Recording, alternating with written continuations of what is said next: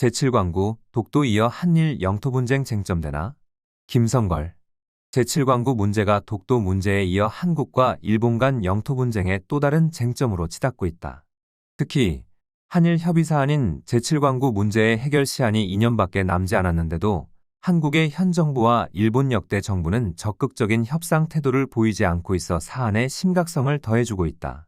현재 제7광구 문제와 관련해 한일 대륙붕협정이 1978년부터 발효되고 있지만 이 협정은 2028년에 만료될 예정이다. 더구나 협정 종료 3년 전인 2025년 6월 22일 이후에는 언제든지 한쪽 국가가 협정 종료를 선언할 수 있다.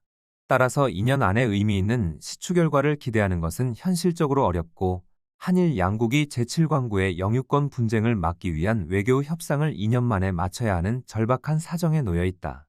이용선 의원은 한일 대륙붕 협정이 발효된 이후 그동안 일본은 제7광구 개발을 사실상 외면해 온 상태라며 지금 상태라면 일본은 이 협정을 조기에 종료시킬 것이라고 말했다. 제7광구는 1970년대에 한국 정부가 의욕적인 석유가스전 개발을 위해 제주도 남쪽과 일본 규수 서쪽 수역에 지정됐으며 석유와 천연가스가 막대한 양 매장돼 있을 것으로 추정되고 있다. 이에 따라 국회 외교통일위원회는 지난 12일 야당 의원 29명이 발의한 일본 정부의 한일 대륙붕 공동개발 협정에 조속한 이행 및 실질적인 이행 방안 마련 촉구 결의안을 관련 소위위원회에서 심의하기로 했다. 이 결의안은 1970년대에 한국 정부가 한 제7광구의 탐사와 시추를 일본 측에 촉구하는 내용을 담고 있다. 결의안에 따르면 일본은 그동안 일방적으로 탐사 활동을 중단하고 자국의 조광권자를 지정하지 않아 제7광구에서 자원개발 탐사나 개발이 이루어지지 못하도록 했다. 결의안은 이어 일본의 일방적인 협정 불이행은 양국 관계를 악화시키고 분쟁만 일으킬 가능성이 높다고 덧붙였다. 그리고 일본은 협정 당사국으로서 의무를 다하지 않아 협정 조항을 위반한 것으로 볼 수 있다는 것이다. 일본의 이러한 협정 불이행은 제7광구를 독차지하려는 속셈이라는 것이 일반적인 분석이다.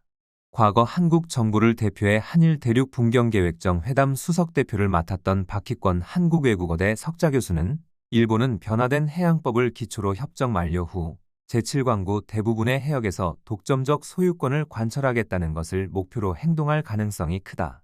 라며 일본은 나에게 이런 의도를 내비친 적이 있다. 고 밝혔다.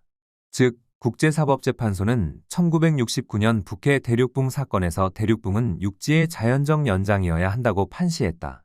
그러나 국제사법재판소는 대륙붕 경계 획정 기준을 변경해 1985년 리비아 몰타 사건에서 200캐리 이내 대륙붕에 대해 중간선 원칙에 따라 되어야 한다고 판시했다. 제7광구는 일본 영해기선에서 전체가 200캐리 안에 들어서 있지만 한국 영해기선에서는 일부만 포함돼 있다.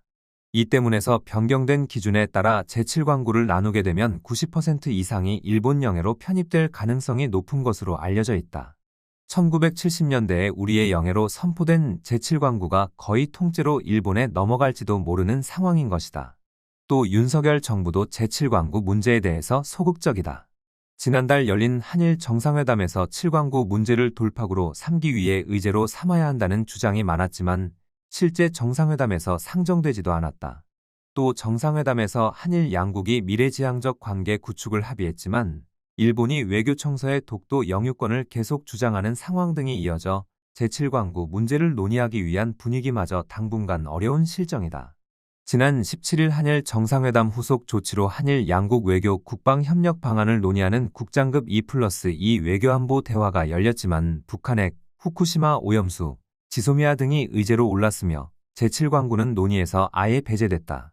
또 다른 한일 영토 분쟁으로 제7광구 문제가 다가오고 있지만 현재의 한국 정부는 안이하게 생각하고 있고 일본은 대륙붕 경계를 재편하려는 검은 속셈의 계산을 하고 있는 가운데 시간은 흘러가고 있다.